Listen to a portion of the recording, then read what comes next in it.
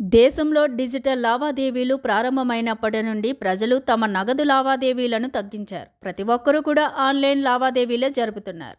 కొందరు ఏటీఎం నుంచి with draw చేసుకుంటున్నారు. ఒకవేళ ఏటీఎం నుంచి నకిలీ నోటు వస్తే ఏం చేయాలి? ప్రస్తుతం దేశంలో 30 లక్షల కోట్ల విలువైన లావాదేవీలు నగదు లేదా కరెన్సీలో జరుగుతున్నాయి. అటువంటి పరిస్థితిలో ఏటీఎం నుంచి నకిలీ నోట్లు జారీ అయిన సందర్భాలు కూడా విన్నాం.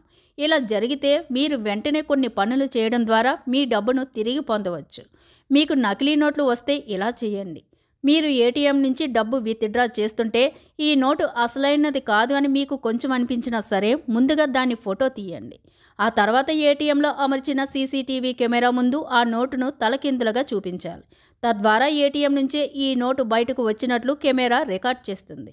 ఇప్పుడు ఈ లావాదేవీకి సంబంధించిన రసీదు తీసుకొని దాని ఫోటో తీసి దాన్ని సేవ్ చేయండి. ఇప్పుడు ఏటీఎం నుంచి నోటు రసీదుతో బ్యాంకు వెళ్ళండి. ఈ మొత్తం విషయం గురించి బ్యాంకు ఉద్యోగికి చెప్పండి. అప్పుడు మీకు ఒక ఫామ్ అందిస్తారు. దాన్ని నింపిన తర్వాత రసీదు నకిలీ నోటుతో పాటు బ్యాంకుకు ఇవ్వాల్సి ఉంటుంది. బ్యాంక్ ఈ నకిలీ నోటును తనిఖీ చేసి ఆపై మీకు అసలు నోటును ఇస్తుంది. మీరు పెద్ద మొత్తంలో డబ్బును విత్డ్రా చేసి ఆపై మీకు నకిలీ నోటు దొరికితే మీరు ఈ నోటుతో ఆర్బీఐకి వెళ్ళాలి. రసీదు నోటు ఆర్బీఐకి ఇవ్వాలి. ఆ తర్వాత ఆర్బీఐ విచారణ జరుపుతుంది. ఆ తర్వాత మాత్రమే మీ డబ్బు మీకు తిరిగి పొందుతారు. అసలు నకిలీ నోట్లను గుర్తించడం ఇలా.